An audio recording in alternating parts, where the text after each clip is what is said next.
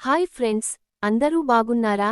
ఈరోజు మన సీరియల్లో అసలు ఏం జరిగిందో, ఎటువంటి ఆసక్తికరమైన మలుపులు తిరిగాయో ఇప్పుడే ఈ వీడియోలో చాలా వివరంగా తెలుసుకుందాం.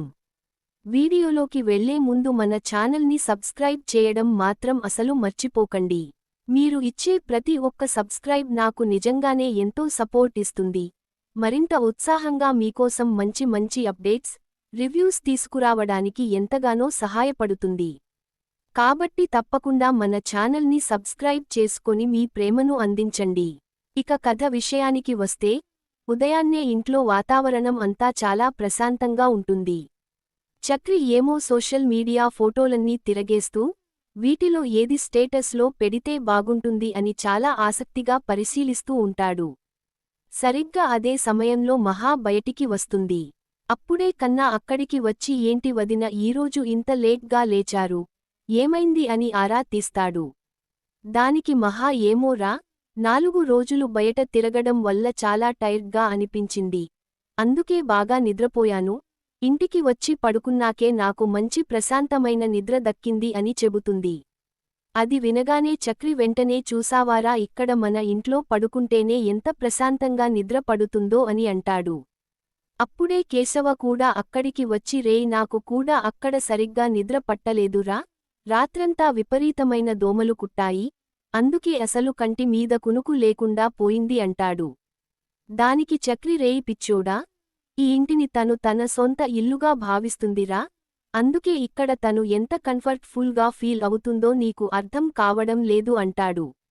అప్పుడే పెద్ది కూడా అక్కడికి వచ్చి ఏంటమ్మా నువ్వు ఈరోజు ఆఫీస్కి వెళ్ళాలి కదా, ఇంకా తయారవ్వలేదేంటి అని అడుగుతాడు.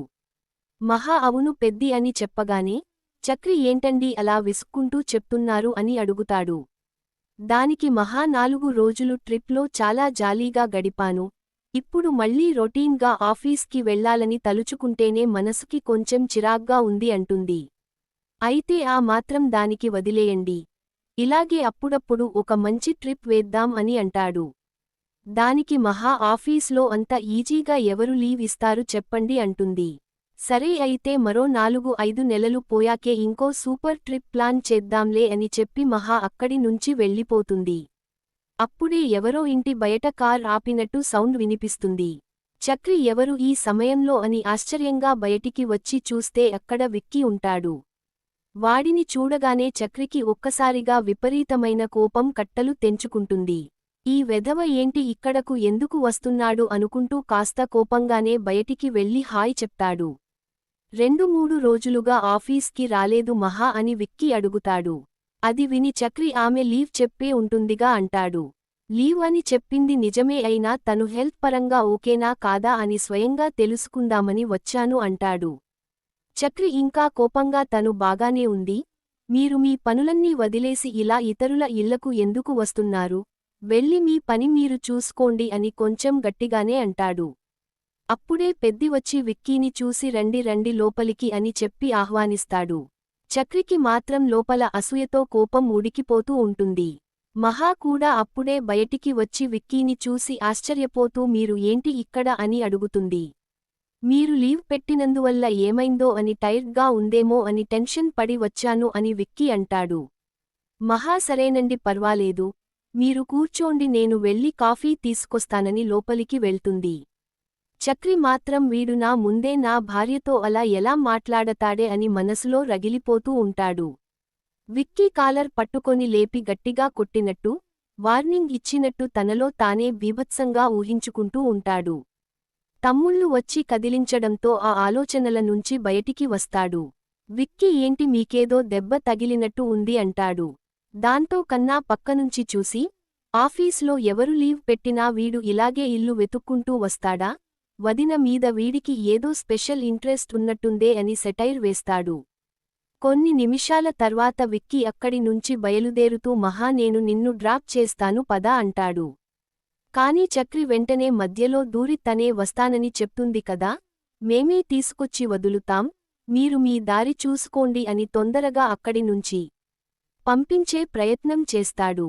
విక్కీ సరే అని చెప్పి బయటికి వెళ్తుంటే చక్రి వెనకనే వెళ్ళి ఏంటండి మీరు సూపర్ బాస్లా ఉన్నారే, ఆఫీస్లో ఎవరు సెలవు పెట్టినా ఇలాగే ఇల్లు వెతుక్కుంటూ వస్తారా అని కాస్త వెటకారంగా అడుగుతాడు. విక్కీ అందరికోసం కాదు మహా కోసమే వచ్చాను అంటాడు. దానికి చక్రి కోపంగా ఇవన్నీ చూసుకోవడానికి మేము ఉన్నాం కదా అని అంటాడు. మహా బయటికి వచ్చి ఇంకా వెళ్ళలేదా అనగానే, లేదు మీ కజిన్ తోనే మాట్లాడుతున్నాను. సరే మహా జాగ్రత్త అని చెప్పి విక్కీ అక్కడి నుంచి వెళ్ళిపోతాడు. తను వెళ్ళిపోగానే చక్రి వెంటనే మహాతో వీడు అసలు మంచివాడు కాదంటూ తన అసంతృప్తిని వెళ్ళగక్కుతాడు. మహా ఏంటి అలా అంటారు అనగానే, సెలవు తీసుకున్న విషయానికి తెలిసి కూడా ఇల్లు వెతుక్కుంటూ వచ్చి ఎలా ఉన్నారని ఆరా తీస్తున్నాడు అంటాడు. మహా ఏముంది నార్మల్గా వచ్చాడండి అంటుంది. ఇలాంటి మంచిగా నటించే వాళ్లని అసలు నమ్మకూడదని, రేపు వచ్చి మిమ్మల్ని ప్రేమిస్తున్నాను అని కూడా చెప్తారు అంటాడు.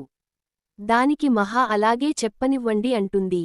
చక్రి ఏంటండి అలా అంటారు, ఒకవేళ అలా చెప్తే మీరు ఒప్పుకుంటారా ఏంటి అనగానే, నాకు నచ్చితే ఒప్పుకుంటానేమో ఎవరేం చెప్పగలరు అంటుంది మహా.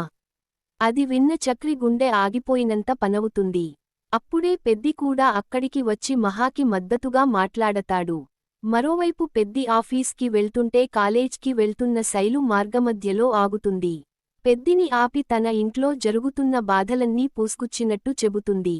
బలవంతంగా పెళ్లి చేయడానికి చూశారని, తప్పించుకోవడానికి తాను ప్రెగ్నెంట్ అని దారుణమైన అబద్ధం చెప్పాల్సి వచ్చిందని తన గోడు వెళ్లబోసుకుంటుంది.